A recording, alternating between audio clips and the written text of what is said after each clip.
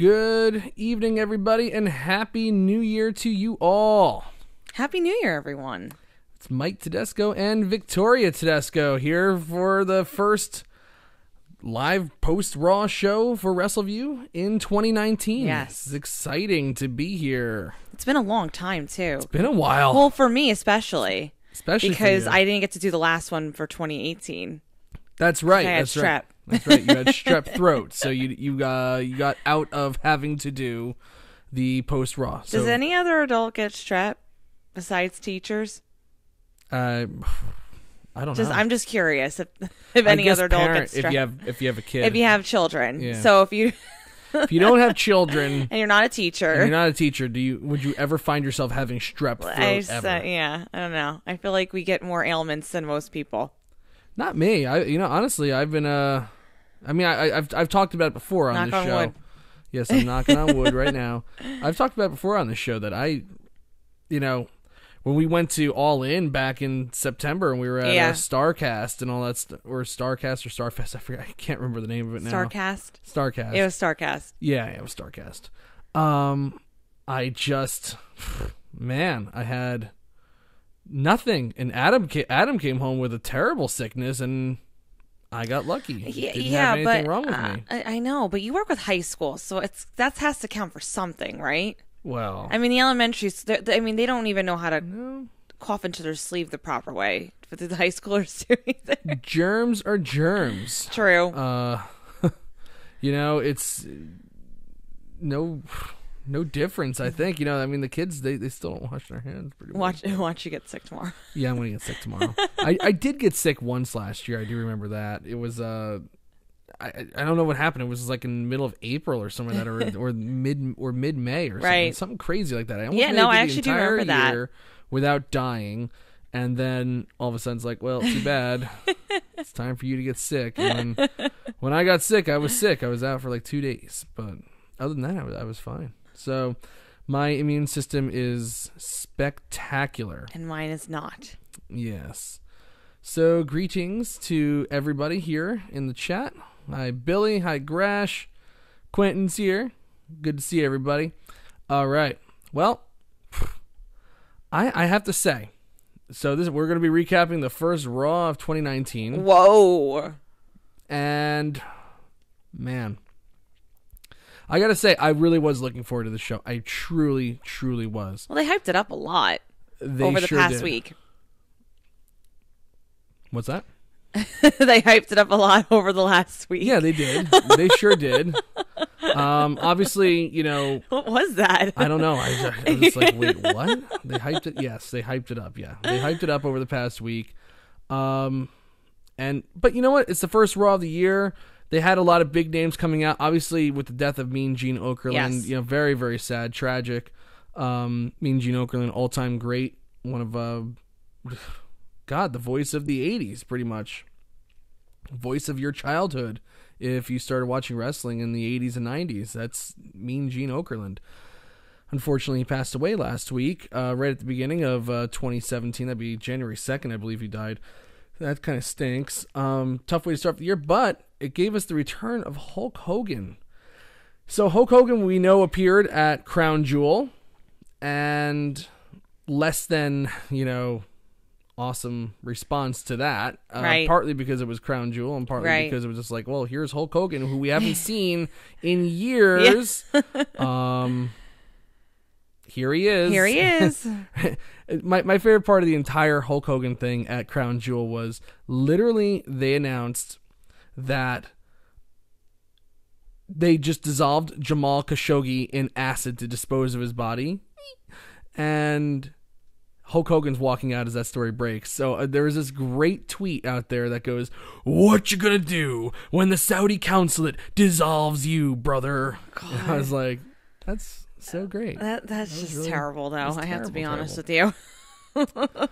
But, anyway, so we got the return of Hulk Hogan. This hyped up face-to-face with Brock Lesnar and Braun Strowman. I was like, okay, Brock Lesnar, first time since Survivor Series. We haven't seen him since before Survivor Series on Raw. Yep. So I was excited about that. Braun Strowman coming back. John Cena coming back. John Cena. There was a rumor that Ric Flair was going to be there, but it turned out to be unfounded. Ric Flair did not show up tonight. He did not. But they hyped it up really big, and I was psyched for it, and I should know better. The last time I was truly, truly psyched for a Raw was Raw 25. I was thinking, like, God, Raw 25 is going to be, like, amazing. Spectacular. It's going to be the best. Right. And other than one segment, the first segment, which is kind of reminiscent, kind of similar to this show, other than one real segment, it was hideous. It was an atrocious show. Atrocious. And this one, again, got excited. Same thing. Not a good show. Well, they hooked you, and then it went... They hooked me, and then they screwed me. Yep. Thanks, double E. Well, let's see. What the hell did everybody think of this before we jump into the live recap? I just put this up literally 15 minutes ago. And what does everybody think? Let's see. Oh, we have 66% thumbs down. And we even have a comment from Sandra. Thumbs down so far. Looking forward to listening to the podcast tomorrow. Thank you, sir. Oh, so, yes, we appreciate anybody who listens to our podcast. Yeah, seriously. Thank you. Yes. It's been a while since we've done one, so it's exciting. If you're just tuning in with us right now, thank you for tuning in. If you have not subscribed to Wrestleview yet, what are you waiting for? Do it. Press the subscribe button on YouTube. Go for it. Watch us on, and if you're watching us on the main page of Wrestleview, click on the link and actually watch us on YouTube so you can join the chat. That'd be great to have a couple of different voices in the chat. So, not that there's anything wrong with the current voices in the chat room either. But anyway, let's get into talking about this show because it just wasn't good. Well, we start off on a positive note. Yes, we sure did. So right off the bat, we go backstage and there's this giant brawl going on with Seth Rollins and Bobby Lashley. Now, since the last two Raws took place on holidays, essentially Christmas Eve and New Year's Eve. I really haven't watched Raw. I did watch the Christmas Eve show, and I saw the beginning. I did. During break, I watched it. Oh, I did not know that. Yeah. Well, you were out, I think, with your friends, and I sat and watched Raw, but I was watching it on and off, which was kind of nice. It was really nice to be able to sit there and oh well, this part's boring. Let me go play Homescapes, or let me play, or let me do a little reading and kind of have Raw in the background, kind of like what every single person who watches Raw does. So that was kind of a treat for myself. Yeah, a little holiday treat. Yeah. And then we caught the steel cage match before we went out for dinner on New Year's Eve. Yes, I do remember. With McIntyre and Ziggler. No Ziggler on the show tonight either, so he was completely destroyed. But I really didn't know what the hell was going on. I was kind of missed out on the storylines. I saw the spoilers and stuff like that, but I really wasn't familiar. So I was like, wait, Bobby Lashley and Elias are brawling, and then I realized, oh, that's Seth Rollins. I was like, why are Bobby Lashley and Seth Rollins Yeah, you were brawling? confused. I totally, and they never really showed any replays, so again, I have no idea why they're brawling and whatever, but Bobby Lashley and Seth Rollins apparently have problems. They brawled all through backstage. They brawled through the gorilla position, and a whole bunch of Raw jobbers tried to break them up, brawled onto the stage, and then it just got broken up, and we have John Cena come out of nowhere. Cena. I was like, all right, cool. So here's John Cena. But it was weird, just open. So we had the little nameplate for Gene Okerlund. Yes. And then we just go right to brawling. No commentary throughout, and the commentary is usually insufferable during those things. Absolutely. So, just when I need, the only time that I ever really needed Michael Cole to explain what the hell is going on, there is no commentary. So, thanks for that. Thanks, Michael Cole, for nothing. Yes. You had one chance. He had one job. You had maybe one chance a year, and it came right at the beginning of the year for you to be useful, and you weren't. So that was that brawl.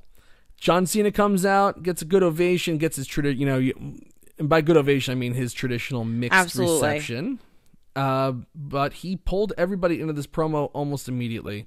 He said, we're on the road to WrestleMania. Seth Rollins fighting for his life right now, and in WrestleMania you either step up or get left out, and he'll be damned if he'll be left out this year. So Cena enters himself into the Royal Rumble match, which I think just about everybody saw coming, since Hey, I'm all for it. And me too. I mean, listen, I know you said that the commentary, you really wish you had it in that moment because you weren't really watching religiously over the past couple weeks.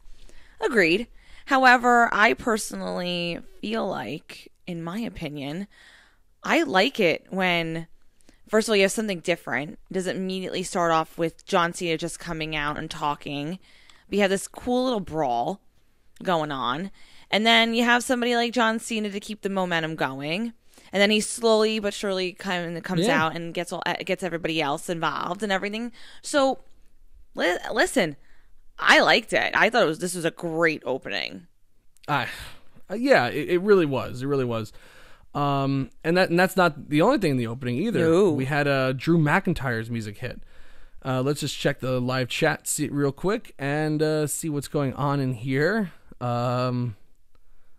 Oh, yeah. There are people talking about the Nyah Jacks at Sasha Banks, and we'll get to that. No, eventually. don't get me started before. Nafis Sadat says, it's good to see your voices all good, Victoria. Thanks. And Quentin Walters, I'm going to settle the argument within Wrestleview. I didn't know there was. But there was an argument? Mike Tedesco, the greatest Raw recapper of all time, #GOAT. I have to agree with that. Oh, that's so nice. Yeah, well, yeah. And Victoria Tedesco is still the first lady and the face of Wrestleview. Yes. Who? Well, if you've seen any of the faces associated with Wrestleview, that's not a hard one to beat. But, you know, I would say the field for best Raw recapper of all time was pretty, you know, I think it's an accurate. It's pretty steep, but I think I do believe that I am the best Raw recapper of all time. But you know, that's just me. Anyway, you can call them the It couple, power couple, maybe. I like that. Yes, for sure. We are like Miz and Maurice. And there's a power matchup going on Raw right now with Drew McIntyre and John Cena. A potential match with Drew McIntyre, John Cena, I gotta say, kind of gets me excited. I like that a lot. I really have to say that kind of gets me excited. I really, really like that. So Drew McIntyre comes out. He says, unlike everyone else, I don't care who you share your bed with or about your stupid haircut. What I care about is your 16 world championships. What I care about is that you've main evented multiple WrestleManias and that Vince McMahon called you the greatest of all time. And McIntyre agrees with that assessment, that John Cena is the greatest of all time, which I think you'd be crazy if you don't think that John Cena is one of the best WWE superstars of all time. Oh, definitely. And that's a crazy debate. I don't know if we should get into it tonight, but I just have to say. Yeah, but I'm going to put it out there. He is one of the greatest of all time. Yeah, no, there's no question about it. He certainly is. You know, and if John Cena has been watching the product lately, I'm not 100% sure John Cena has been watching the product lately. In fact, I would venture to say he has not been watching the product lately. He would, he's been taking out legends forever, okay? And he wants to take out John Cena. He's been waiting for this moment forever. You know, John Cena can ask The Shield, oh, wait, I dismantled them. John Cena, you can ask Dolph Ziggler, oh, no, I destroyed him in a cage match last week. Or he can call Kurt Angle and, the guy who he tapped out with his own hold. He's the most dangerous man in WWE and he's coming for Cena. So they get ready to have a fight. And John Cena says, I've heard the same thing from practically every single superstar forever. So I left so maybe you'd all shut your mouths and think of a different promo, but unfortunately that didn't happen. So I thought that was a really good line. John Cena is always really good on the rebuttals. He's really good on the one-liners too. Yeah. And so he takes off his shirt and McIntyre takes off his jacket and we're ready for a fight. It was I really liked this between them. The crowd was really hot for it. I mean, I was just about the crowd was only hot. Yes, but of course they took the sales right out from under them. I mean, obviously you can't give away everything on the first Raw of the year, especially because they did have a kind of loaded lineup tonight. So you don't give away John Cena and Drew McIntyre, but they really teased it really well. But yeah, God, sending out Leo Rush and then saying the show is over until, somebody does something about Seth Rollins and stuff like that. That just kills everything. I don't know. Just the presence of Leo Rush and Bobby Lashley. Oh, God. Not for me. That was fine. I was totally fine with that. But this is where the moment of Raw, you were like, this is really promising. It's going to be great. everything seems to be flowing nicely, and then it just went awry. Yes. It went all kinds of crazy. But this was very, very strong. This little build between Drew McIntyre and John Cena. Love that. I love how we're getting that tease. We're getting a little snippet of what they're going to be doing in the near future. So we're not getting a total, like you said, they can't give everything away on the first Raw. But it really just gave like a little taste of what's to come. I like that. And I know you didn't like Leo Rush coming out, but you know what? It was short and painless. No, but still, I think it obviously brought you back to what was going on initially with the brawling and everything. Mm-hmm. To me, it connected very nicely. Everything really, really flowed from having the Mean Gene little thing in the beginning, having the brawl, having John Cena, Drew McIntyre, Leo Rush, and then you get this matchup that's going to take place. Right. Solid. Really, really solid. Really promising. Oh yeah, no doubt. Strong. No doubt about it. And the little brawl that took place. A lot of effort. So we opened up with a brawl, and then we finished it with a brawl, which I thought was decent. Especially Finn Balor actually had a pretty decent showing here when he takes out the entire contingent of people with a somersault senton. Looked good. Dean Ambrose joined the fray. So it's obviously that sets up a 6-man tag. What I said was a fun opener to start off the show and lots of action. Get us kicked off the right way. Did. And it sets up the 6-man tag. Not bad so far. I really thought, gosh, we're going to... And yay, a good face. Like the faces came out on top. Right. And guess what? A face gets in trouble. So Bobby Lashley comes out, and then Seth Rollins attacks, and Dean Ambrose comes out. So John Cena is like, I better help out. Right. And then they start brawling, and McIntyre gets involved. Now it's against the faces, and then another face comes out. Yeah. Finn Balor. Right. Where were these people in the main event? No one knows. Nobody knows. No one knows. But they all went home. Yeah, seriously. But it's like Seth Rollins only has friends for like half the show, and then they go away. I see. That's the crap that I never understand with these things. Well, that's where we lose the continuity. Yeah, continuity. God, that's a dirty word. But that's the stuff that drives me nuts, and that's kind of like what just tanked the main event. But we'll talk about the main event in a little bit. John Cena, Seth Rollins, and Finn Balor versus Drew McIntyre, Bobby Lashley, and Dean Ambrose. This went through 2 commercial breaks. It was definitely slow at times. Definitely slow at times. But the final, I would say 5, 6, 7 minutes of the match were damn good. Really, really good. Absolutely. I remember I was texting with my dear friend Billy Hefner, and he was like, God, this is just like painfully slow. And I said, the finish will probably be good. Was strong. But it was a slow match, and if the finish kind of fell flat, like a run-in finish, which they've done a gazillion times, this would have been just a terrible waste of time. But they had a good finish, and it worked out. So I'm totally cool with that. Cena, Rollins, and Finn Balor pick up the win. Rollins actually pins Dean Ambrose with the stomp, so kind of sets up the finish for later on. Just really good stuff. Really, really good stuff. Trading finishers. The typical 6-man tag fare. Yeah. For WWE. Definitely. So, again, what did I say about it? Oh, yeah. And then right afterwards, which was a totally odd thing, for whatever reason, Cena, Balor, and Rollins are standing in the ring, and they show on the Titantron Triple H sitting with Sasha Banks and Bayley drinking coffee, not having watched the match, and that just sent Rollins into a fury. So he runs backstage, slaps the coffee out of Triple H's hand, and says, I want Ambrose tonight, even though he literally just pinned Ambrose and already had him. But he wants him for the title. So Triple H says he'll give him the title in a Falls Count Anywhere match. And Rollins did this like really weird thing where like when Triple H says in Falls Count Anywhere, and Rollins goes, like it was almost orgasmic for him. It was really kind of weird, if you ask me, but not out of the realm of strangeness for wrestling. No, I guess not. There's been a lot of strange things going on in wrestling lately, not in just WWE, but other stuff.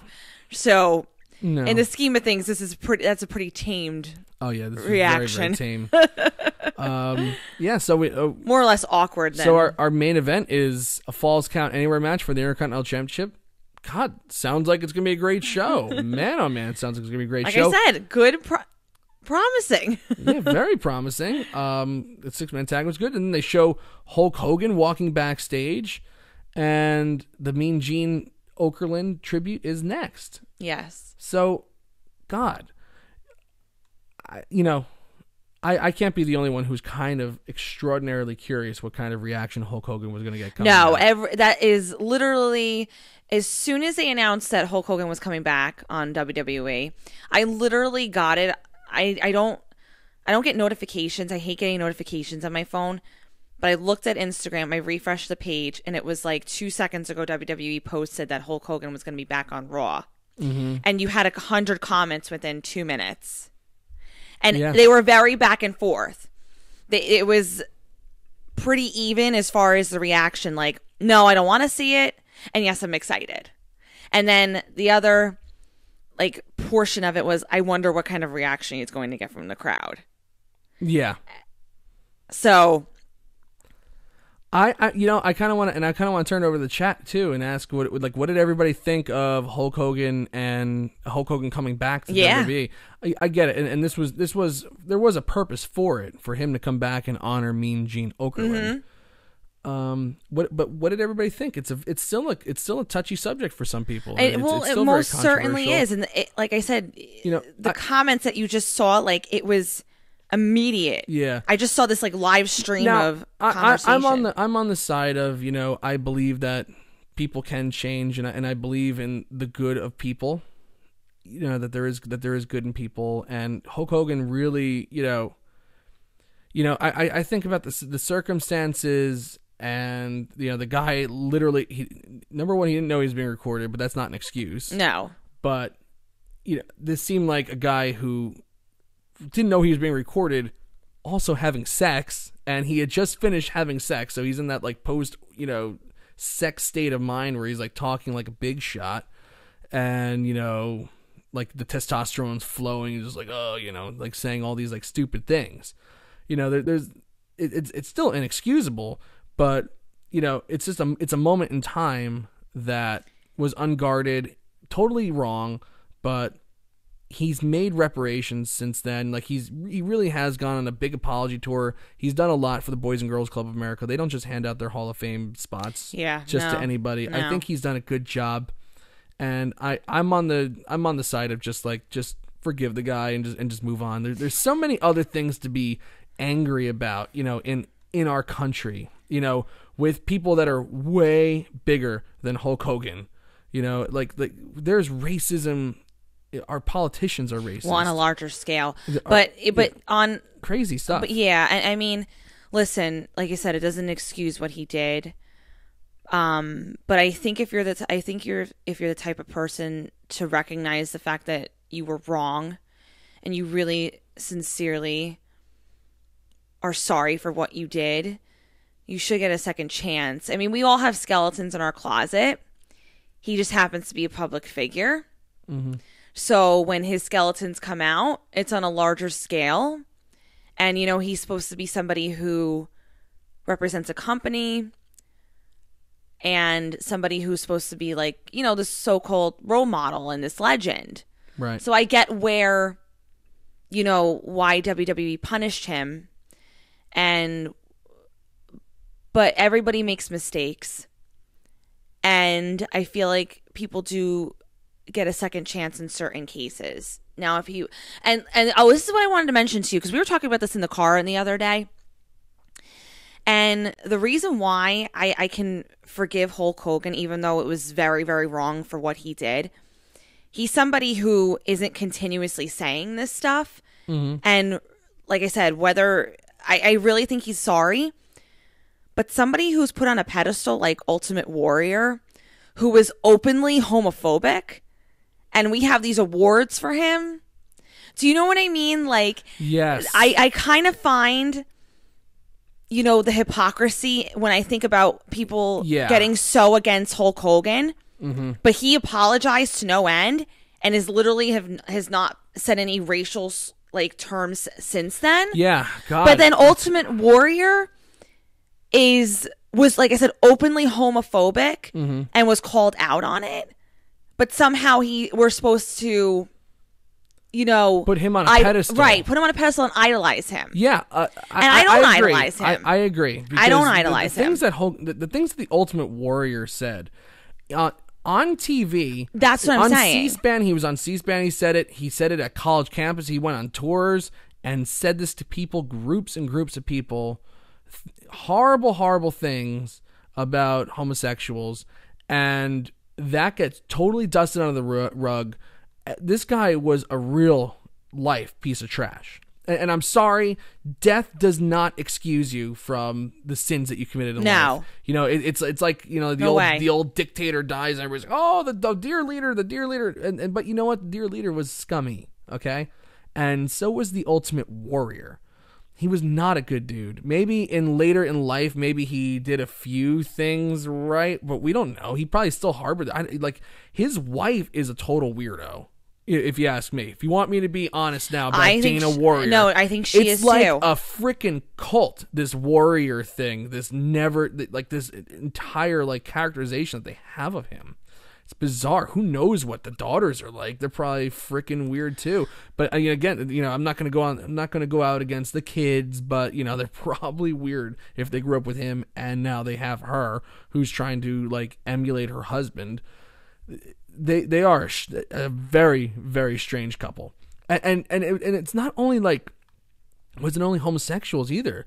It was I remember when Animal and Hawk went back to WWE for a one night shot against RVD and Kane, and he really blasted them. And then he was talking about Bobby the Brain Heenan, who had cancer, and was saying oh, I'm glad you're going to be having to crap in a bag for the rest of your life. Right. I'm happy about that. Right. And then when Bobby Heenan died, everybody tried to bring this up, but the Moolah thing got more traction, I guess. But that's what I mean. He had habitual comments and was very, very vocal about them. Mm-hmm. Yep. So we forgive this man, but we're not going to forgive Hulk Hogan, who was really, really, really, really trying to make amends with the people that he hurt. Yeah.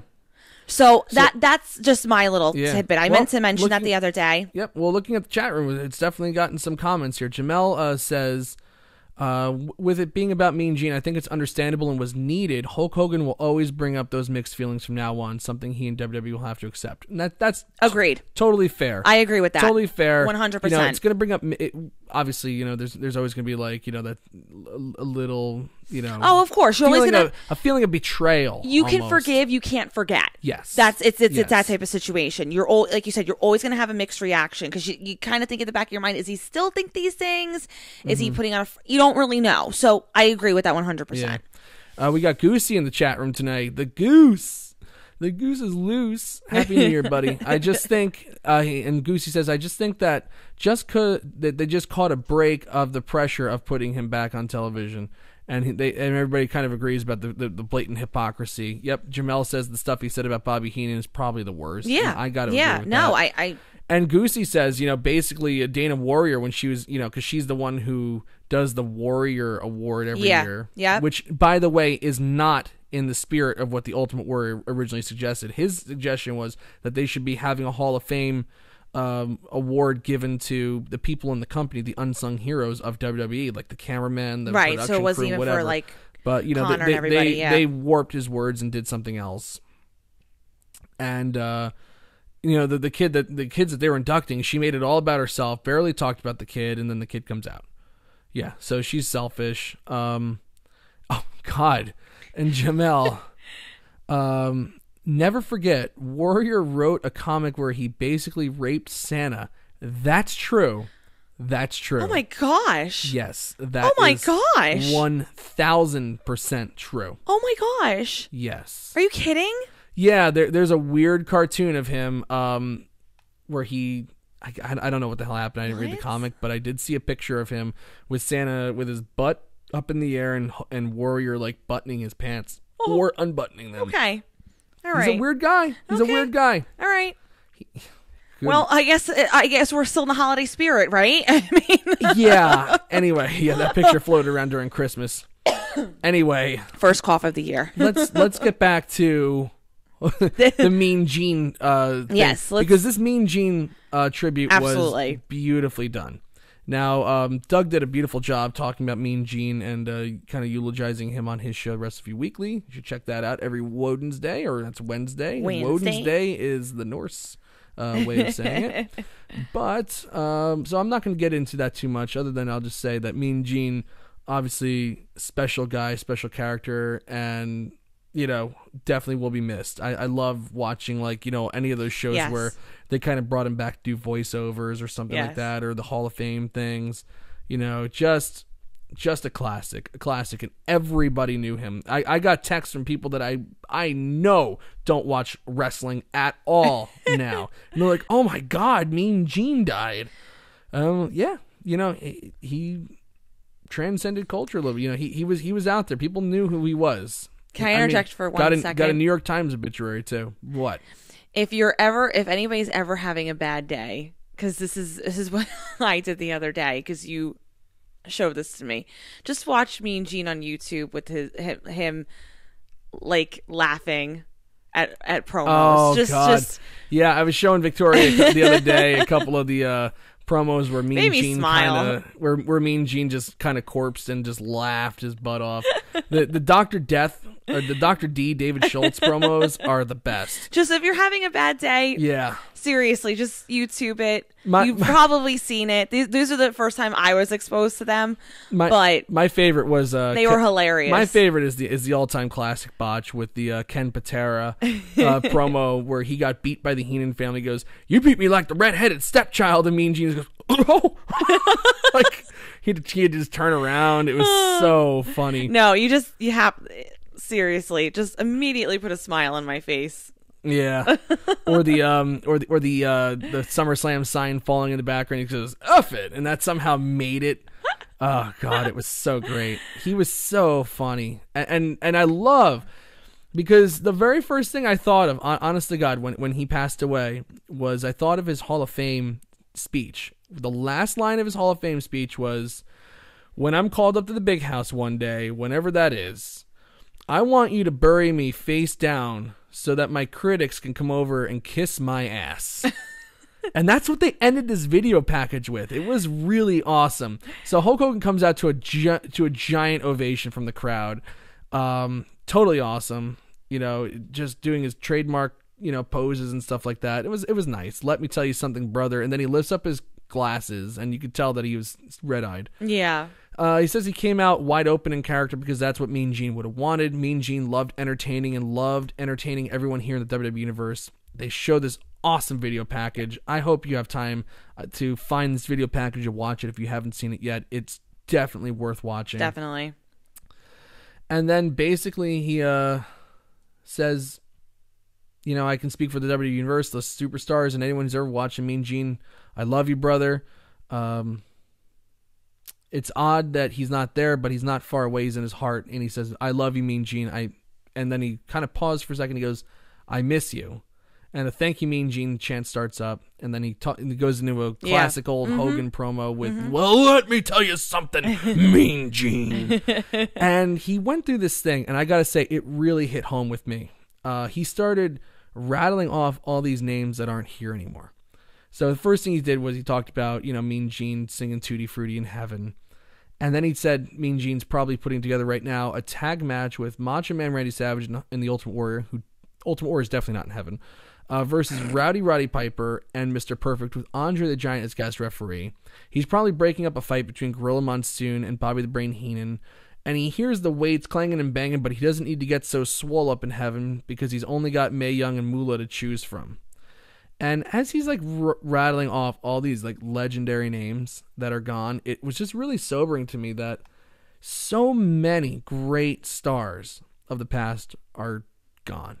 You know, it really is, you know, it really just takes your breath away when you really think, like, you know, a lot of those people, and even in the video package, Lord Alfred Hayes, you know, God, a lot of those guys. Well, you know what it is, especially it's like sad. You grow up with these people, you know, since the time that you were a little kid, and right. You know, it's like it's just weird to think that they're not going to be a part of. That they're not there anymore. You know, and then I also, like, you know, they showed clips of Mean Gene on, like, you know, an old school Raw or something like that, and you know, it's like, we can't have any more old school Raws anymore because there's no more legends.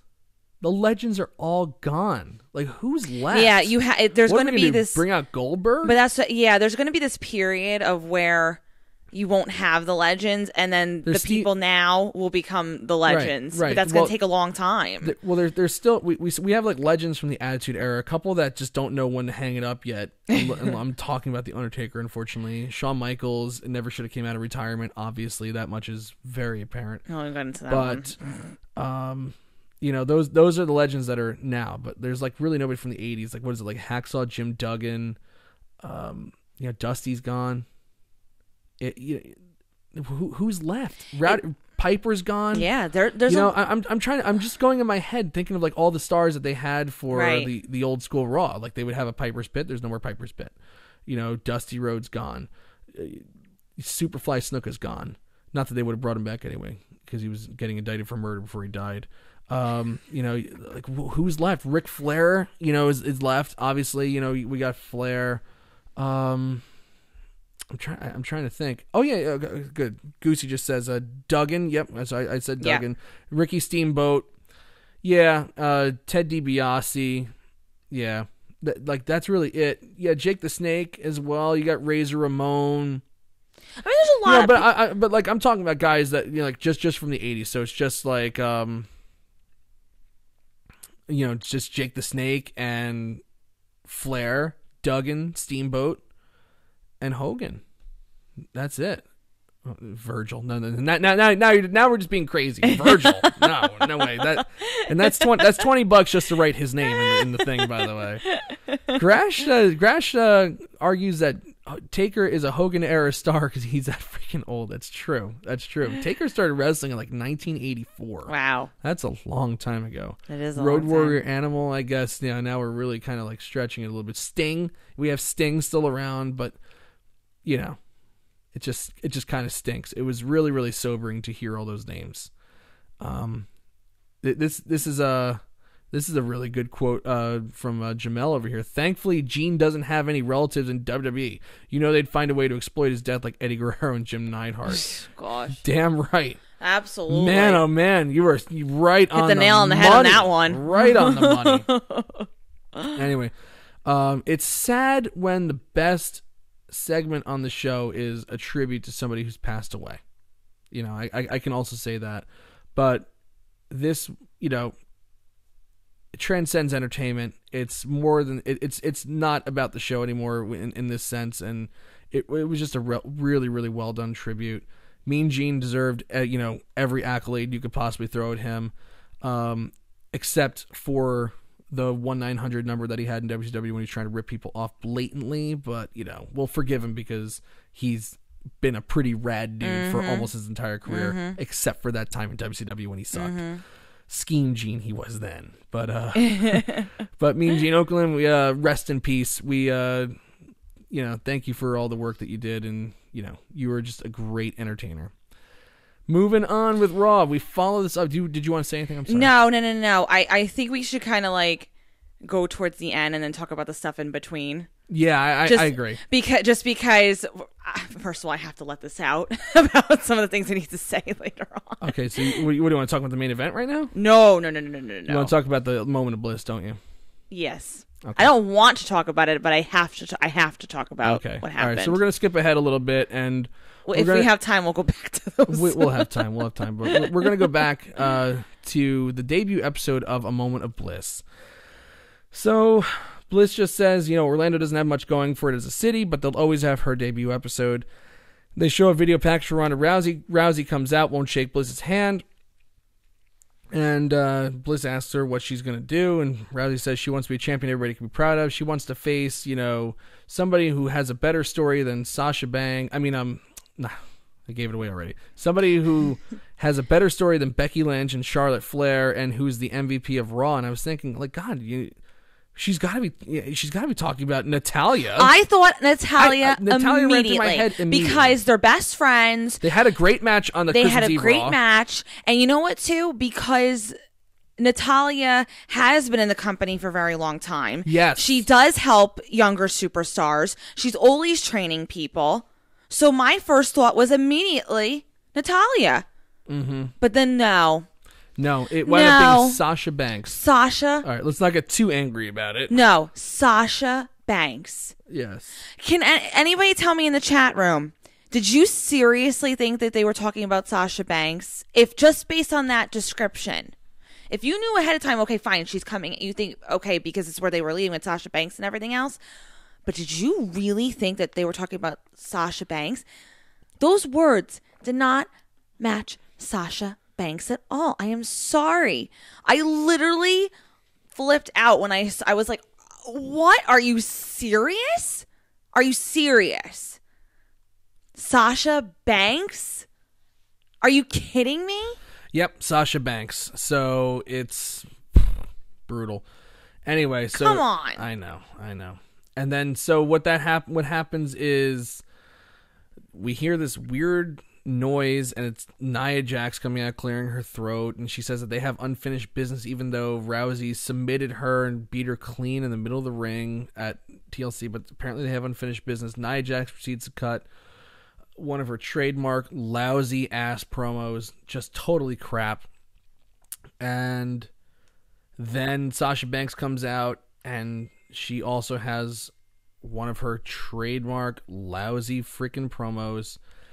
And they just get in each other's face. We have 115-pound Sasha Banks staring down 300-pound Nyah Jacks. And I'm supposed to believe that they're now going to have a match that's going to be even, and, that Banks could possibly win. And, they gave Banks one line. Bitch, what line? When Nia Jax told her to get in line.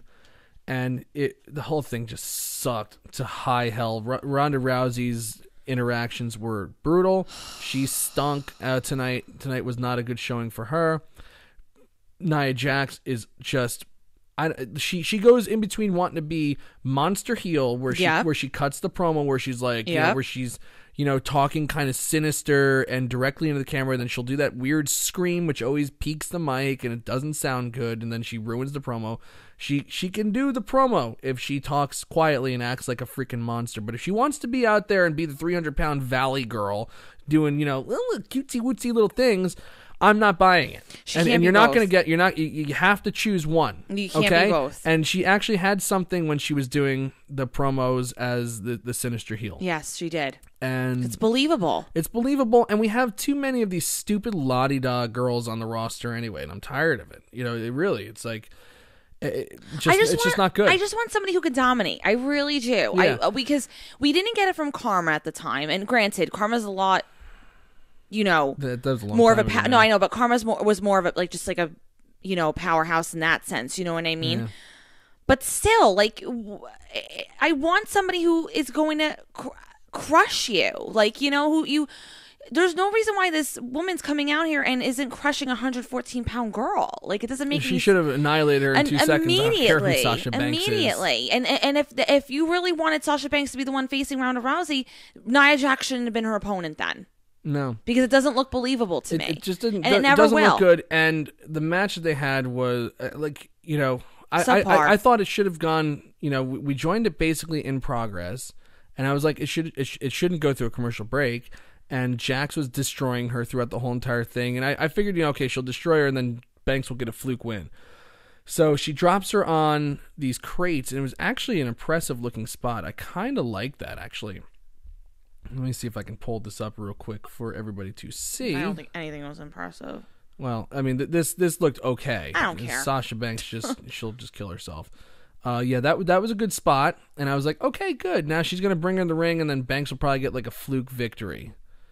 No, we had to go to commercial on this, especially so Banks beats the count out, and then she gets in the ring, and Jax hits her with a sit out power bomb now, and that's been that is a finisher for any type of normal match. And no, we go to commercial on that. Okay, so now we come back, and it's just more of Jax dominating Banks, and there was a really, really rough looking spot with Banks on Jack's shoulders, and she drops her on the ropes, and it really looked nasty. A really, really nasty move.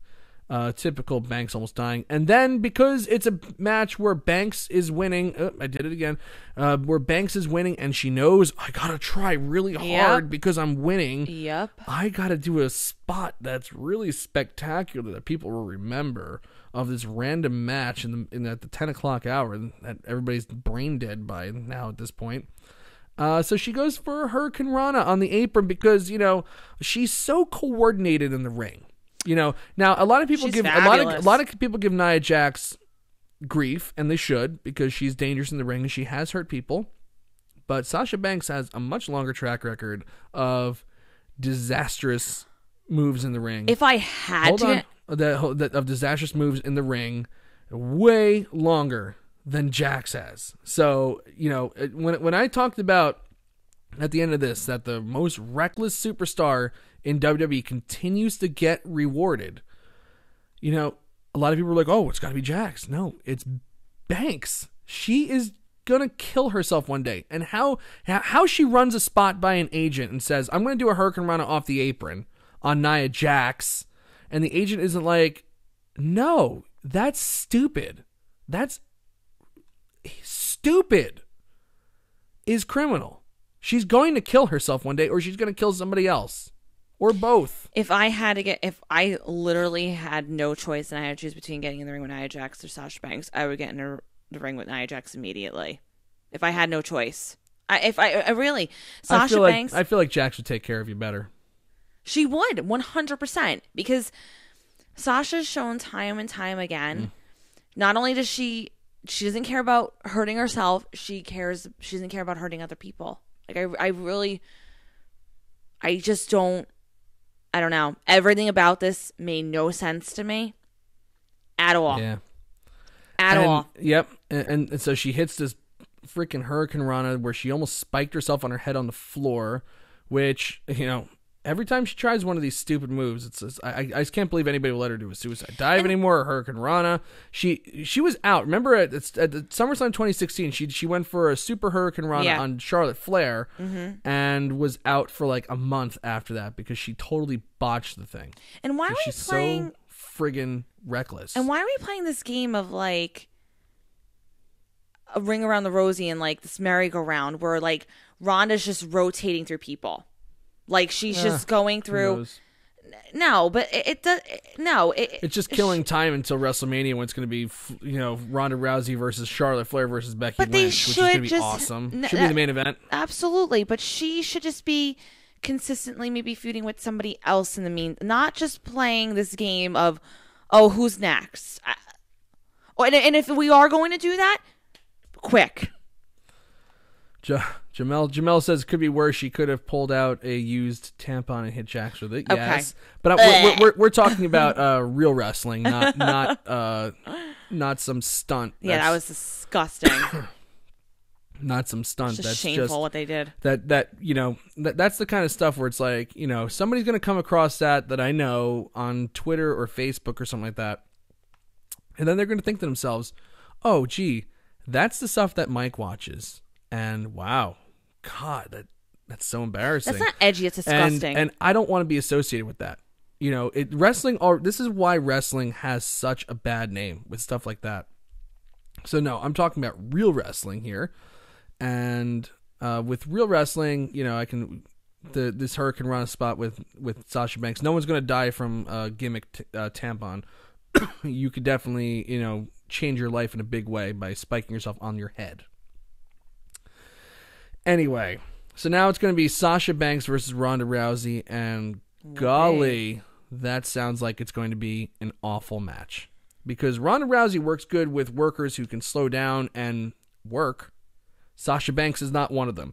Sasha Banks has all these like little defenders online, she has her defenders, but they're mostly sheep that just don't know the old hammerlock from a wrist, wristwatch from a wrist lock and stuff like that. I really can't.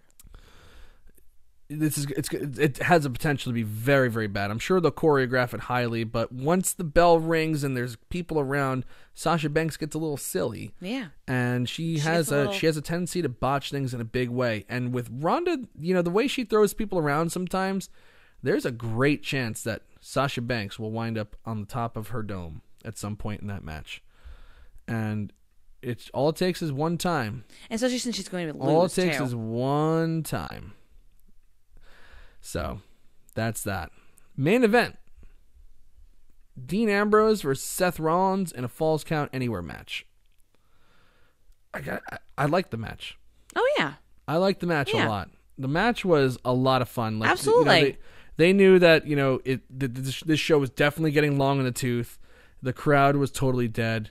Dean Ambrose is making his entrance, and Seth Rollins attacks him while he's making his entrance. That was good stuff. Kick it off, on the right foot right away. And they just start brawling. They're brawling backstage. They're, slamming each other on crates backstage, and trying to get it's a Falls Count Anywhere match. There was an awesome spot where Seth Rollins just directly punches Dean Ambrose right in the face, and Renee Young just goes, "Oh!" because that's her husband. I love when she goes, "Oh!" Really, it was really nasty. You could see like Ambrose's cheeks, kind of, like the exactly, like slow mo thing. It was nasty. Like, I can't believe his nose wasn't completely busted from that. Oh boy, it was really, really sharp. Ooh. They brawl throughout the crowd. Ambrose gets the advantage, peels back the padding on the floor, goes to give dirty deeds on the floor, and Rollins gives him back body drop onto the concrete. We had, a superplex, but instead of going to a Falcon Arrow, he did a buckle bomb. It was really, really good. But as is typical for all WWE main events anymore, any match on Raw, I'm always waiting for the run-in. And of course, we got the run-in. The run-in. With dun, Bobby dun, dun.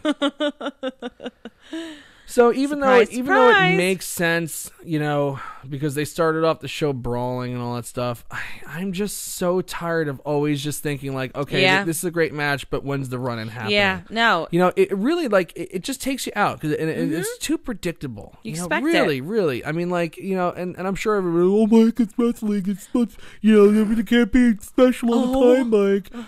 It's going to be predictable every now and then. Yeah, I get it. But every freaking show has to have the run-in kind of distraction, DQ finish, like, or something stupid like that. Every damn show, every big match that they don't want to give away a finish for, so instead of like, just booking a finish and just living with it, they have to give you this cheap ass, no thought put into it whatsoever, lame interference finish. Of course it's the easy way out. It's the easy way out, and there's no time. And because you have 36 people writing for this show that got a D+ in creative writing 101, and we're like, oh, you did great in college, you're hired. Also this, too. Now they're going to write for Raw. They have no wrestling acumen whatsoever. They have no ideas, and their only idea is, oh, how about we just send this guy in there and just do the match because we can't think of a finish anyway. Well, no, because this is also their thing. Not even just like, oh, they got a D+ in college. It's like, wait, who's Seth Rollins again? Oh, who's Dean Ambrose? Oh, who's that guy? Let's have him run in. Oh, let's get this person. Let's just give it to everyone. Mm-hmm. Yeah, I hear you. That's the one thing that takes away from like really good matches like this. Is you're waiting for the run-in. At any point, you even wait for it at a pay-per-view, too. At the end of the night, sometimes you're like, who's coming out? Yeah. Who's coming out? There's as of lately, there's hardly where it's definitive. You accept it, you move on. There's the consequences to somebody winning, to somebody losing, to somebody in submission, somebody whatever. There's some sort of interference, no matter what. Yeah. Even if you're not looking at towards the end of the match, the middle of the match, we're always looking for that interference. We're always predicting, but what if? It's never really like, okay, someone's going to win. It's just too predictable. It is. To be honest with you. It's very predictable. It's like, I don't mind every now and then if they just give us a clean finish. That'd be really refreshing. That would be the ultimate totally surprise. Refreshing. But instead, it always. I mean, and I get it. Ambrose. Even though Rollins beat him clean, why can't Ambrose beat him clean? It wouldn't kill Ambrose to have that. Rollins to have that happen. No to him. way. It really wouldn't. It would not. No, absolutely not. Because really, they're both really wouldn't. Very reputable. Especially if it was just like another fluke finish, just like TLC was. They're both very reputable competitors. So it's like, It would not hurt anybody. It's not going to hurt. It's like when Jericho was losing every single time he was on Raw. It's like, it just, No, it doesn't work. Some guys are immune to it. But that was the main event. It was good. The Bobby Lashley thing, I just, I'm not interested in seeing Seth Rollins face Bobby Lashley. I'll just put it out there. He's being blunt, yes. Being blunt. All right, going backwards a little bit in the show. Another big thing that was hyped up all week was the return of Brock Lesnar and Braun Strowman. Yes. For this face-to-face thing. Braun Strowman comes out, and then he tears his shirt off, and he's just like, I just want, I want to face Lesnar. Heyman and Lesnar on the Titantron backstage. They do this bizarre thing, and Heyman says, I just want to remind you, it says card subject to change. And we changed it for your sake because, you're going to be his victim at Royal Rumble, and you can't be the victim tonight, so he can have a victim at Royal Rumble. And then they did this thing where it was just like this kind of like this side-by-side panel shot of Paul Heyman and Brock Lesnar and Braun Strowman, and they were like, so everybody's just standing there like, and it's like, well, what the hell is this? And then Strowman tried to come with like this like really lame comeback where he's like, Beastie Boy, get in the ring with me. And Paul Heyman literally goes, that's all you got? And then there was awkward silence. It's almost like Braun Strowman forgot his lines or something like that. So strange. Something happened. It was atrocious. It really was. And then it was just like, oh, well, you're going to get these hands at the Royal Rumble. And so Lesnar ends the thing. Of all people, Lesnar, the heel, goes, well, let's just go out there and see what he has to say. And Paul Heyman's like, no. Lesnar goes out there, does the entrance, gets a big pop, walks around the ring, and then he walks to the back. And that's it. And then Strowman just goes, at Royal Rumble, I'll be crowned the Universal Champion. Okay. The only thing I could say is it's an atrocious segment. It's an atrocious segment. That was the first atrocious segment of the night. The second was the Moment of Bliss. That was the second atrocious segment of the night. We had 2 atrocious segments on this show. That's not a good thing. It's not a good bigger thing. Segments. Of big segments. The big segments. Because there was other atrocious segments. But nothing that bad. Nothing that bad. Nothing that bad. Well, maybe because they have no relevancy or we don't care about them, but there were definitely other segments that were well, Baron atrocious. Corbin and Elias was atrocious too, but not nearly as atrocious but as this. you expect that to be atrocious. Yeah, okay, I get what you mean. Yeah, the other ones you expect. This one, I at least thought we'd get a good Paul Heyman promo, maybe a decent little brawl. Nothing. As awkward. Sucked so bad. I just couldn't believe that it was even airing. I couldn't believe it was airing. No, as awkward it was retelling it. It was just as awkward watching it. Yeah, it was just sucked. Just sucked. There's no finesse on that one. Good day, the 90s guy. Hello, sir. I'm assuming you're a sir because your name's the 90s guy. So I don't think I'm out of line assuming gender there. All right. Going backwards a little more, we had the Revival versus Bobby Roode and Chad Gable for the Raw Tag Team Championships in a lumberjack match. It was a good match. I gotta say, it was a really good match. They had some really good tag team, really good tag team maneuvers in this one. Particularly, they tried for their neck breaker moonsault thing. Yeah. And that didn't work out. So what they did was a German suplex blockbuster. Totally nasty. Really awesome. But you could hear a pin drop in the arena. It was dead as a doornail throughout the entire thing. Even when they were doing cool offense, crisp offense, nothing.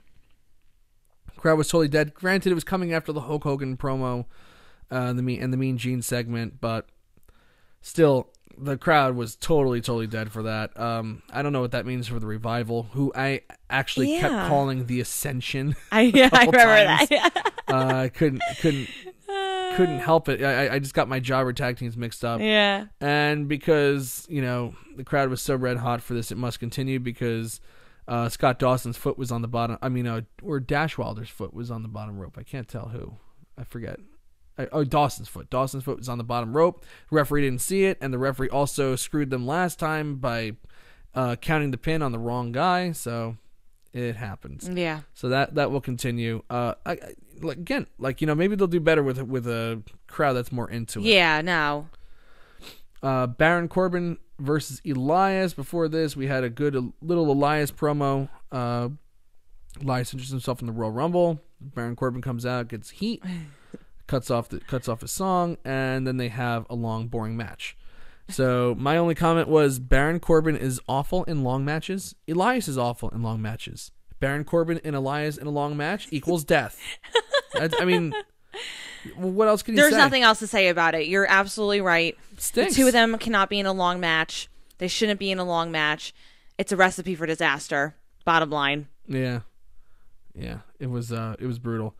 90s guy, did you notice the hashtag FTR on the back of their trunks? Which, the elite, they always go, like Cody Rhodes will say F the revival. I'm not gonna say the word, but you know what I mean by yeah, F. Yep. Mm-hmm. But according to the announcers, I believe what they said was it means forever the revival, or something like that, or fear the revival, or something like that. So they're trying to. It's a nice little nod to the internet, and but for those that don't know anything, it's a good little trademark, I guess. I don't know.